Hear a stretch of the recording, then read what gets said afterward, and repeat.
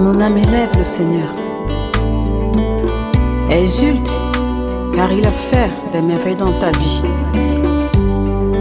Il t'a sauvé de la boue, il t'a racheté.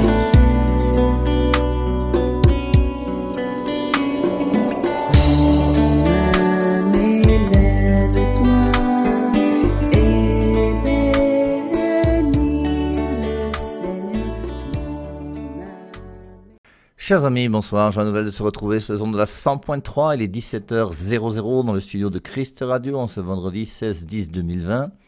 Tout d'abord, j'espère que chacun d'entre vous, vous avez fait un réel effort aujourd'hui. Chaque vendredi, on a fait un petit effort pour cultiver la maîtrise de soi, c'est important. Alors, nous sommes dans notre épître aux Galates. L'épître aux Galates, donc, on a bien compris que le thème de l'épître aux Galates, c'est Paul qui est parti évangéliser des gens. Les gens ont cru en Jésus-Christ, mais après lui, il y a d'autres chrétiens qui sont venus le voir, mais des chrétiens qui ne sont pas des chrétiens purs et durs dans la foi chrétienne, mais qui ont toujours un pied dans l'Ancien Testament. Et donc, il propose, comme chrétiens, de continuer à vivre la circoncision, la loi et ces choses-là. Et donc, c'est tout le débat de Paul dans cet épître. Alors, on a vu, je vous rappelle, c'est deux très jolis chapitres, c'est Galates chapitre 1 et 2, où il y a une présentation de Paul qui est magnifique. Paul, c'est quand même quelqu'un qui n'est pas bête, hein. Et il se présente donc plus juif que les juifs, plus chrétien que les chrétiens. Il a repris Pierre, mais il est quand même conformé avec l'Église puisqu'il était exposé son évangile à Pierre, Jacques et Jean, Galates 2.2. Enfin, c'est vraiment très, très, très, très joli. Alors après, il y a toutes ces argumentations bibliques et théologiques qu'il va essayer de prendre pour montrer la différence entre la foi et la loi. Et je crois que ce qu'il faut retenir, même si ce n'est pas encore très présent dans tout ce qu'on a vu, c'est que, plus présent peut-être dans l'Épître aux Romains, que les œuvres, il faut comprendre que lorsqu'on dit que les œuvres et qu'on dit que les œuvres ne servent à rien, ce sont les œuvres de la loi. Puisque dans l'Ancien Testament, je vous rappelle que personne n'était sauvé. Le salut vient en Jésus-Christ, pas en Moïse. Ce n'est pas la loi de Moïse qui sauve les gens, c'est Jésus-Christ lui-même. Et donc c'est important de bien le comprendre et de comprendre que les œuvres de la loi ne peuvent pas sauver quelqu'un. Je vous ai dit que même si tu obéis aux 10 commandements et même si tu ne pêches pas, tu n'iras pas au paradis pour autant. Parce que l'accès au paradis n'est pas le fait que je ne pêche pas, n'est pas la volonté de l'homme. Ce n'est pas l'homme par sa volonté, en acceptant de suivre les 10 commandements, qui va au ciel. C'est le don gratuit de Dieu. C'est ça que nous devons comprendre. Et c'est pour ça que la foi est première. Seule la foi sauve, c'est pas juste, mais la foi est première. Et il faut d'abord cette foi en Jésus-Christ, qui est un don gratuit de Jésus-Christ pour chacun d'entre nous. Tu ne le mérites pas, je ne le mérite pas. C'est Dieu qui a voulu dans sa bonté nous donner quelque chose qui nous dépasse. Je vous rappelle 1 Corinthiens chapitre 2 verset 9, ce qui n'est pas monté au cœur de l'homme, ce que l'homme n'a pas senti, ce que l'homme n'a pas vu, ce que l'homme n'a pas imaginé, ce que l'homme n'a pas pensé. On peut mettre tout ce qu'on veut dans cette histoire-là. Eh bien ça, c'est un bonheur que Dieu a prévu pour nous et un bonheur qui nous dépasse infiniment. L'homme ne peut pas, par ses propres capacités, par sa propre nature, avoir accès au ciel. Comme un animal ne peut pas devenir un homme, c'est impossible. Et l'animal ne peut même pas penser dans sa tête un jour, d'ailleurs je ne sais pas quelle sorte de tête il a, hein. Je ne sais pas comment un animal peut penser un jour qu'il pourrait devenir un être humain. Et un être humain ne peut pas penser que lui peut devenir quelque chose, un être divin. Oui, il participe à la nature divine. Devenant participant de la nature divine. Mais c'est quelque chose qui dépasse l'entendement, même l'intelligence, ce que l'homme peut comprendre. Mais c'est le cadeau que Dieu a prévu pour nous. Alors ce cadeau était présent, on l'avait vu dans Genèse chapitre 1 et 2 à travers les deux récits de la création. Il a été perdu avec Genèse chapitre 3, le péché originel. Et après le péché originel, donc l'homme est venu sur terre. Et l'homme en venant sur terre, maintenant, il ne peut plus avoir accès à cette vie. Mais Dieu fait la promesse à Abraham. Et ensuite, il lui donne la circoncision. Et puis donc ensuite, pour que l'homme se comporte bien, Dieu lui donne quand même une loi. Et la loi, dans l'Ancien Testament, je vous rappelle, c'est pour nous montrer, nous faire comprendre que par nous-mêmes, nous sommes incapables même de respecter la loi. Nous sommes pécheurs.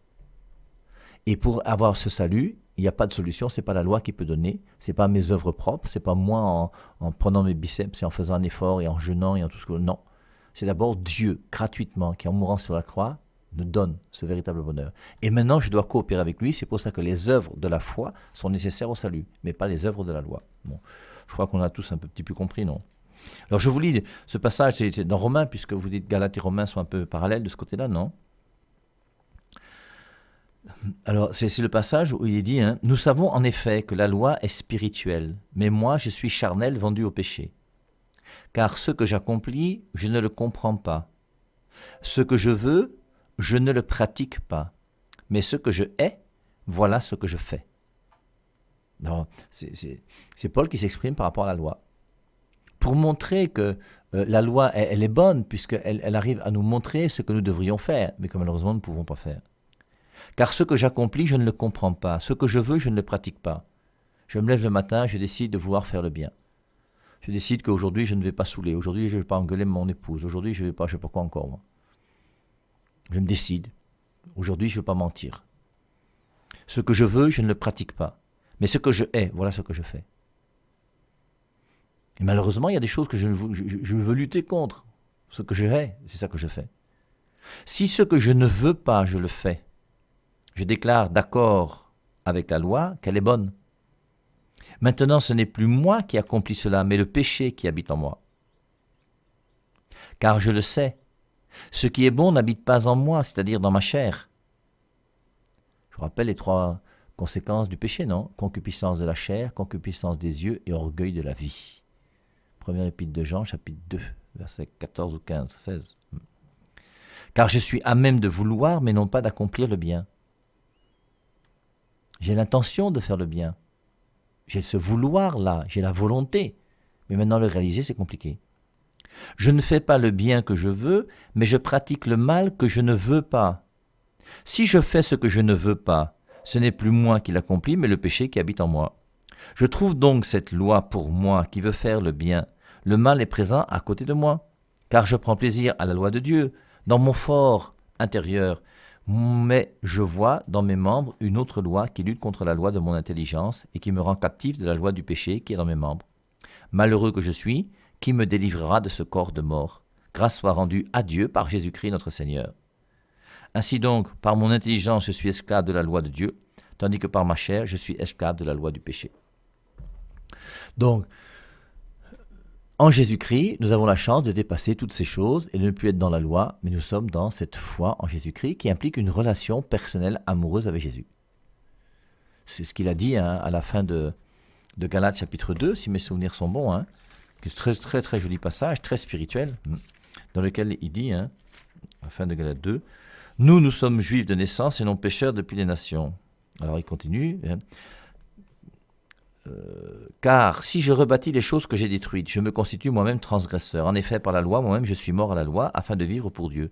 Je suis, Galates chapitre 2, verset 20, je suis crucifié avec Christ. Et ce n'est plus moi qui vis, c'est le Christ qui vit en moi. Ma vie présente dans la chair, je la vis dans la foi au Fils de Dieu, qui m'a aimé et qui s'est livré lui-même pour moi. Je ne rejette pas la grâce de Dieu, car si la justice s'obtient par la loi, Christ est donc mort pour rien. C'est le Christ qui vit en moi. Et le chrétien, c'est quelqu'un qui vit cette relation amoureuse avec Dieu. Et une fois que j'ai rencontré Dieu, c'est le véritable bonheur, c'est formidable. Il n'y a rien de plus intéressant que ça. Alors, dans l'Épître aux Galates, chapitre 5, nous étions au verset 1. « Le Christ nous a libérés pour que nous soyons libres. Donc soyez fermes et ne retombez pas dans l'esclavage. » Donc il dit à ses amis de Galatie, les Galates, ne retombez pas dans l'esclavage. Alors on avait lu ce matin Lévitique chapitre 11 avec les aliments impurs. On avait lu ensuite Lévitique chapitre 12 aussi, avec la femme qui est impure pendant ses menstrues, qui est impure quand elle est fécondée et qu'elle a accouché un garçon, elle est impure pendant 7 jours. Quand c'est une fille, elle est impure pendant 14 jours. Et il faut qu'elle se purifie pendant 33 jours si c'est un garçon, 66 jours si c'est une fille. Toutes ces lois de purification sont des lois qui n'existent plus aujourd'hui. Dieu nous a libérés de tout cela. Par contre, si toi tu veux revenir à la loi, tu vas être obligé de revenir à toutes ces lois qui sont là. La distance qu'il faut parcourir le jour du sabbat, manger tel aliment ou pas tel autre, manger tel poisson ou pas tel poisson. Et toutes ces lois qui font qu'il faut se laver les mains, faire des ablutions et tout le reste qu'il y avait chez les Juifs. Alors ce qui est intéressant, vous voyez dans Galates chapitre 5, c'est le Christ nous a libérés. Qu'est-ce que ça veut dire même qu'il nous a libérés? Il nous a libérés du péché, oui, il nous a libérés du fait que nous étions esclaves parce qu'il n'y a pas de porte ouverte pour aller au ciel, oui. Mais quelle est la liberté que tu as en toi? Quelle est notre liberté à chacun d'entre nous? Est-ce que nous sommes réellement libres? Mais c'est très important, et je crois quelque part que, en essayant de décortiquer un petit peu ce que peut être la liberté, je crois que la liberté, la première des choses, c'est par rapport au regard des autres. Que les autres soient contents ou pas, je sais ce que je fais, je suis finalisé, j'ai un but, et c'est Dieu qui me le donne. Je vous rappelle qu'une fille à l'université qui veut rester vierge jusqu'au jour du mariage, on va se moquer d'elle. Mais elle s'en fout, c'est pas grave. Pensez ce que vous voulez. L'essentiel, c'est que moi, je sais que je suis sur le chemin de Dieu et que je décide de vivre ce chemin de Dieu et que ceux qui veulent me suivre puissent me suivre. Si vous ne voulez pas, vous faites ce que vous voulez, il n'y a pas de problème. Mais je suis pleinement libre. Et la véritable liberté, c'est la virginité jusqu'au jour du mariage chrétien. Nous, on a une conception de la liberté qui est complètement opposée à la liberté. Tu as l'impression que le jour où tu te maries, tu perds ta liberté. Alors qu'au contraire, tu gagnes en liberté. Tu grandis dans ta liberté le jour où tu te maries à l'église, mon frère. Le jour où tu vas comprendre ça, tu vas comprendre réellement ce que c'est qu'une véritable liberté. Et tu vas recomprendre Jean chapitre 8, verset 32, la vérité vous rendra libre. Et la vérité pour toi, c'est le mariage chrétien, c'est le mariage à l'église, c'est la fidélité conjugale, c'est la virginité jusqu'au jour du mariage. Voilà la vérité. Et cette vérité, elle te rend libre. Parce que quand tu connais cette vérité, maintenant tu sais ce que tu as à faire. Et tu n'as plus à perdre ton temps en essayant de chercher à droite, à gauche, comme tous les autres qui perdent leur temps partout. La vérité nous permet d'atteindre notre but le plus vite possible. Je prends un exemple. Je décide de partir aujourd'hui et d'aller à Douala. À Douala, je veux aller chez un ami. Et l'ami, là, moi, je ne connais pas sa maison. Mais j'ai avec moi dans ma voiture quelqu'un qui connaît sa maison. Forcément, quand je vais arriver à Douala, je ne vais pas perdre de temps. Comme il connaît réellement où habite sa maison, on ne va pas essayer à droite, à gauche, on ne va pas... non. À partir du moment où tu connais le chemin qui te conduit à sa maison, tu vas directement dans sa maison. La vérité sur le lieu de la maison de ton ami fait que tu vas faire les choix qui vont te permettre d'aller chez lui le plus vite possible. La liberté nous rend libres. Je suis religieux, prêtre de la communauté Saint-Jean. J'ai fait vœu de pauvreté, chasteté et obéissance. Je me suis converti en 1982 et j'ai prononcé mes vœux perpétuels en 1987. J'ai prononcé vœux de pauvreté, de chasteté et d'obéissance. Et ces 3 vœux que j'ai prononcés sont des vœux qui me rendent libre. Ça me libère. Et je suis libéré dans ma vie de chrétien grâce aux 3 vœux que j'ai prononcés. Le vœu de pauvreté, le vœu de chasteté et le vœu d'obéissance. Et le fait d'obéir à mon supérieur est quelque chose qui ne m'anéantit pas. Aujourd'hui, même les enfants n'ont plus d'autorité. Les enfants peuvent faire n'importe quoi. On n'ose même plus les gifler parce qu'on dit que mettre une gifle à un enfant, c'est punissable de je ne sais pas quoi. Alors je ne dis pas qu'il faut taper vos enfants, c'est pas ça que je dis. Mais je dis que la chicotte, c'est pas forcément mauvais. Hein. Alors la chicotte, je vous rappelle, c'est pas pour taper un enfant et l'envoyer à l'hôpital, c'est pour lui faire comprendre que dans cette maison-là, il y a une autorité. L'autorité, c'est moi, ton père. Et si tu ne veux pas obéir au père que je suis, on aura des problèmes ensemble. Il y a un seul chef dans la maison, point barre. Et c'est normal qu'un enfant ait devant lui une autorité. Qu'il soit une autorité qui soit bonne, paternelle, qui le redresse. Et le jour où il se comporte mal, qu'il le punisse. Et c'est normal de punir un enfant. Quand tu aimes ton enfant, tu le punis pour qu'il puisse grandir et qu'il puisse devenir un homme demain. Laissez faire à vos enfants tout ce qu'ils veulent. Et ne vous plaignez pas après quand ils deviendront des délinquants et que vous passerez des nuits à ne plus dormir parce qu'ils seront en prison, je ne sais pas où encore.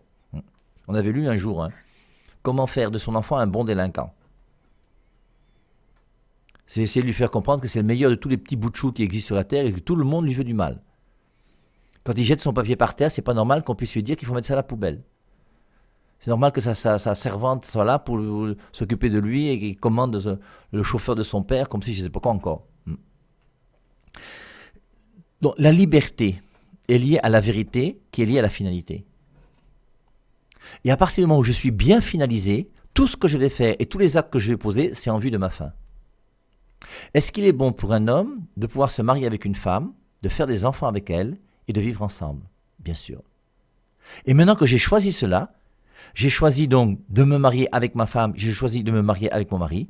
Et maintenant, je prends librement les moyens, quelquefois qui seront durs, de pouvoir être fidèle à ce que je me suis engagé. Je me suis engagé à vivre avec ma femme pour le meilleur et pour le pire jusqu'à la mort. Et bien maintenant, tes choix doivent être des choix qui t'aident à être fidèle à ton épouse jusqu'au jour de ta mort. Tout ce que tu fais en dehors de ça, c'est une fausse liberté que tu exerces. Comme lorsque Adam et Ève ont librement décidé de se détourner de Dieu pour suivre le diable. Et comment toi-même utilises-tu ta liberté? C'est important qu'on y réfléchisse, vous voyez, et qu'on comprenne qu'un homme qui se marie avec une femme, c'est pas se mettre la corde au cou, comme on dit partout. C'est se mettre la corde au cou par rapport à ta fausse liberté qui fait que tu vas partir dans les mapanes, que tu vas chercher les deuxièmes bureaux, que tu vas aller travailler le sida dehors et je sais pas quoi encore. Oui, de ce côté-là, oui, bien sûr, bien sûr. Mais ta fausse liberté, là, tu vas l'utiliser pour quoi?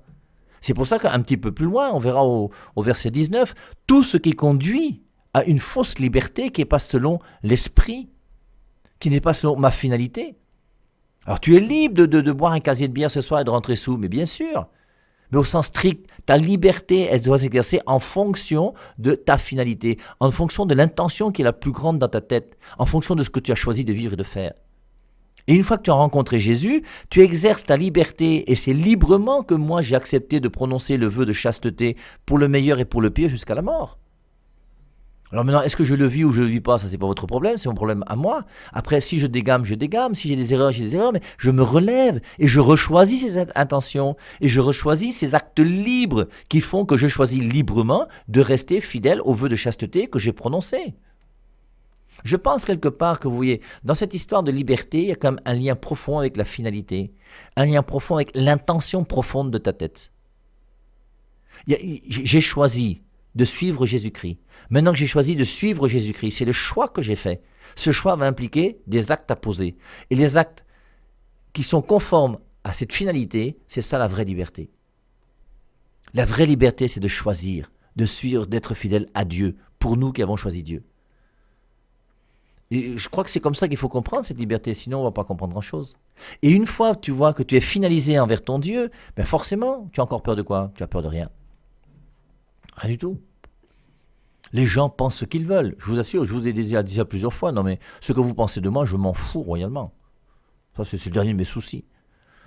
Vous pensez tout ce que vous voulez. La seule chose, c'est, ce qui me ferait de la peine, c'est que vous n'arriviez pas à essayer de comprendre ce que la 100.3 veut vous dire d'intelligent pour votre vie. Ça, c'est important, ça. Après, maintenant, l'autre qui demande si j'ai des enfants en Berthois, ou si je sais pas quoi, ou si je... allez-y, causez autant que vous voulez. Faites mon CV, ne vous gênez pas. Vraiment, c'est le dernier de mes soucis. Vraiment le dernier de mes soucis. Mais l'important, c'est que je puisse vivre devant Dieu ce qu'il y a de meilleur pour pouvoir atteindre le but qui est le mien. Je le piffe mal, il me yamo. Et je dois prendre tous les moyens pour montrer à ce Dieu que je l'aime. Tu as choisi un époux ou une épouse, bien il faut aussi être capable de poser des actes libres qui te permettent de montrer à ton époux, ton épouse que tu l'aimes. On conquiert le cœur de sa femme, le cœur de son mari tous les jours.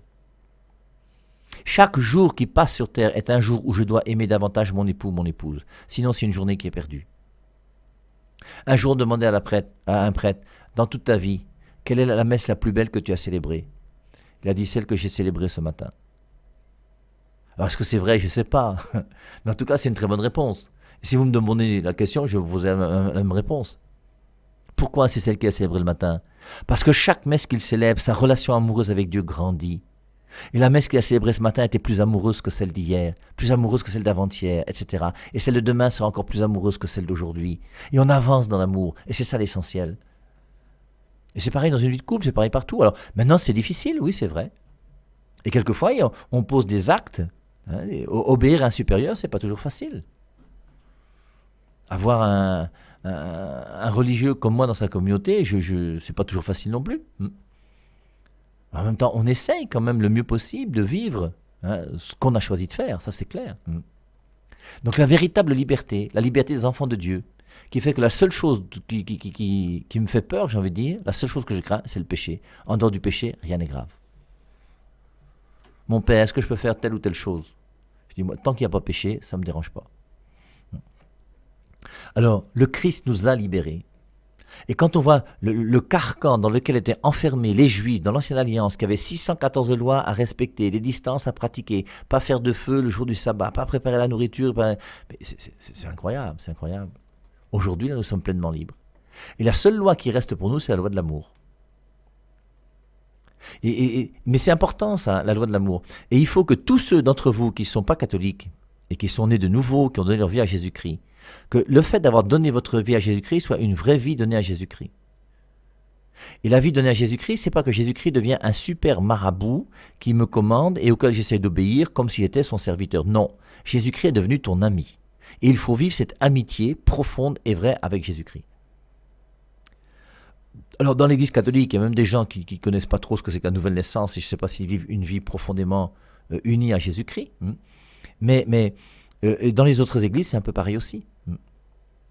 Il est clair que quand vous voyez une femme comme Joss Meyer et que vous écoutez ses topos, tu sens que c'est quelqu'un qui aime Jésus.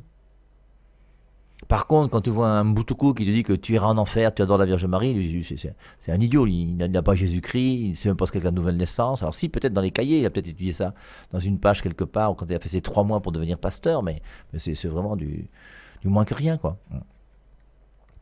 Alors c'est pour ça que plus je suis finalisé, plus je suis libre. C'est important, hein, très important. Et nous avons la chance, en tant que chrétiens, d'avoir la plus grande connaissance qui soit. La vérité vous rendra libre. Et la vérité qui est que Dieu est créateur, que Dieu m'a créé, que Dieu m'a donné une nature humaine, que Dieu a envoyé son Fils pour me sauver, qu'il est mort pour moi, que je dois coopérer avec lui, que je dois faire ses œuvres pour un jour arriver moi aussi à lui montrer que je l'aime, ainsi je serai jugé par lui et j'irai au ciel. Et maintenant, c'est à moi de prendre les moyens qui me conduisent là. Et librement, je choisis ce chemin, et librement, je choisis les autres, je refuse les autres chemins qui m'empêchent de m'épanouir. Voilà la vraie liberté. C'est moi, Paul, qui vous le dis, si vous recevez la circoncision, le Christ ne vous servira plus à rien.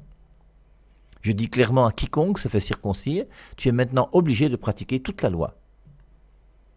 Alors revenir à la loi quand on est arrivé à Jésus-Christ, c'est quand même... Vous qui prétendez gagner des mérites grâce aux pratiques de la loi, vous avez perdu le Christ et vous êtes retombés du monde de la grâce. Mais nous, l'Esprit nous donne la ferme conviction que nous serons des justes aux yeux de Dieu grâce à la foi. Alors, Galates chapitre 5, verset 6. Quand on est dans le Christ Jésus, avoir ou non la circoncision n'est plus une valeur. Jésus-Christ nous a fait transcender la loi. Seul vaut la foi qui agit grâce à l'amour. La seule chose importante, c'est la foi qui agit grâce à l'amour. Je vous rappelle 1 Corinthiens chapitre 13, l'hymne à la charité. 1 Corinthiens chapitre 13, verset 2. Si j'ai la foi jusqu'à transporter les montagnes, mais que je n'ai pas la charité, je ne suis rien. Et je peux avoir toute la connaissance, jusqu'à transporter les montagnes et n'être rien. Parce que la foi peut très bien... tu crois qu'il y a un seul Dieu, tu fais bien. Le diable croit aussi et il tremble. Jacques chapitre 2, verset 19. Et il y a une foi qui sauve et il y a une foi qui ne sauve pas. Mais par contre, les œuvres montrent et manifestent ta foi.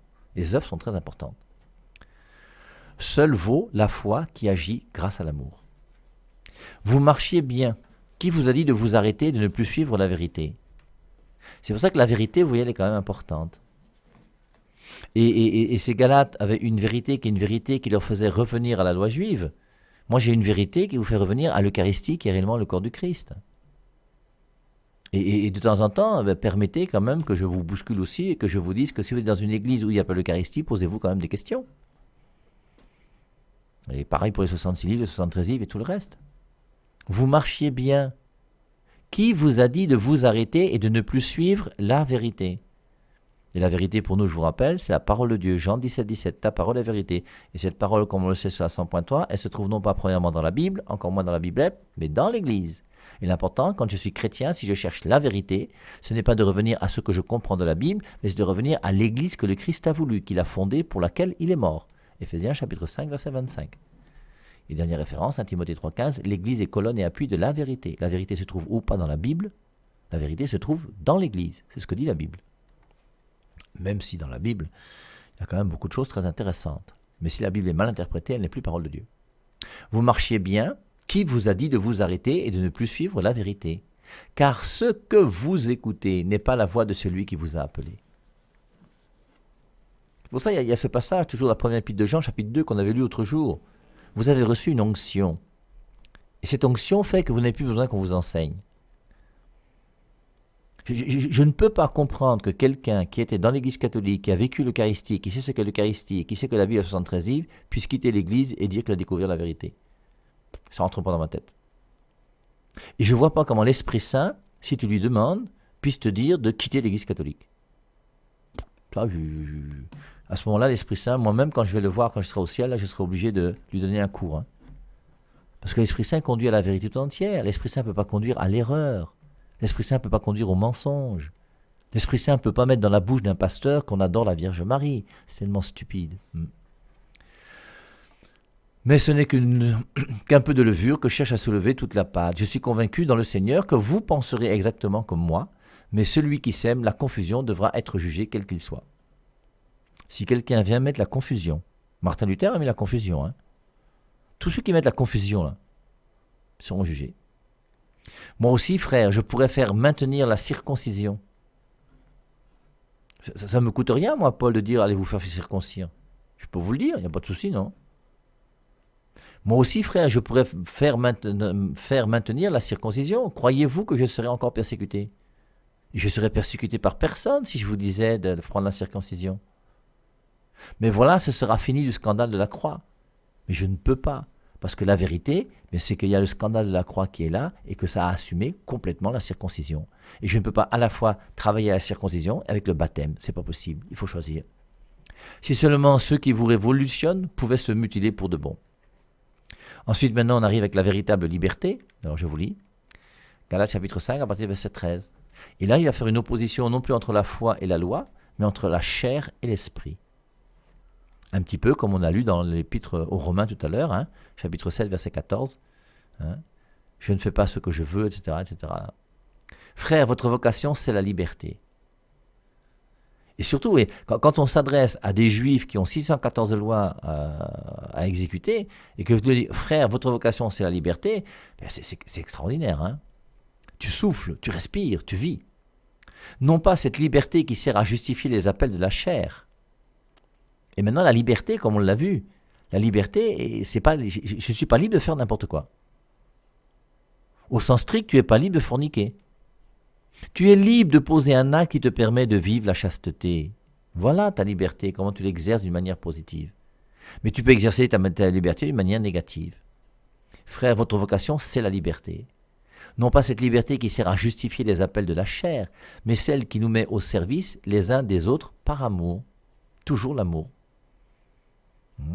Il a dit, je crois, c'est dans Romains chapitre 10, verset 13, que la véritable loi, je crois que c'est ça, non?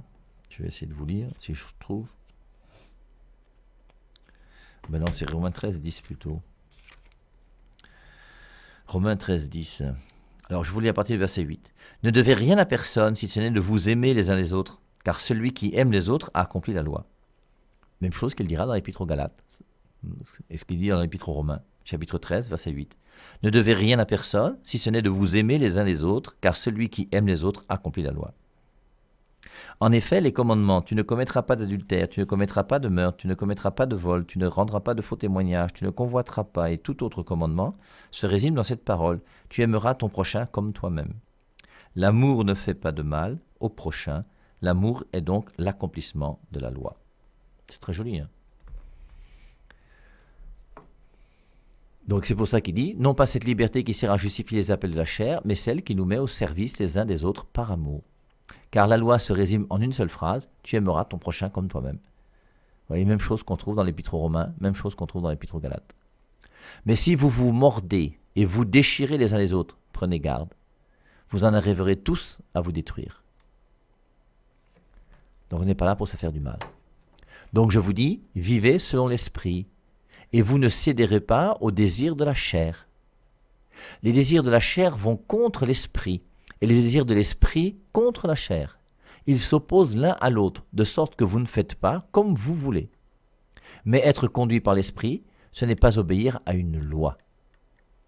On connaît bien les œuvres de la chair. Liberté sexuelle.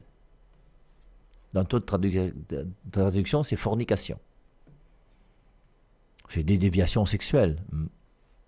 Impureté, débauche, idolâtrie, mauvais sort ou magie, inimitié, haine, querelle, discorde, colère, jalousie, emportement, rivalité, division, secte, envie, excès de boisson, de nourriture et tout le reste.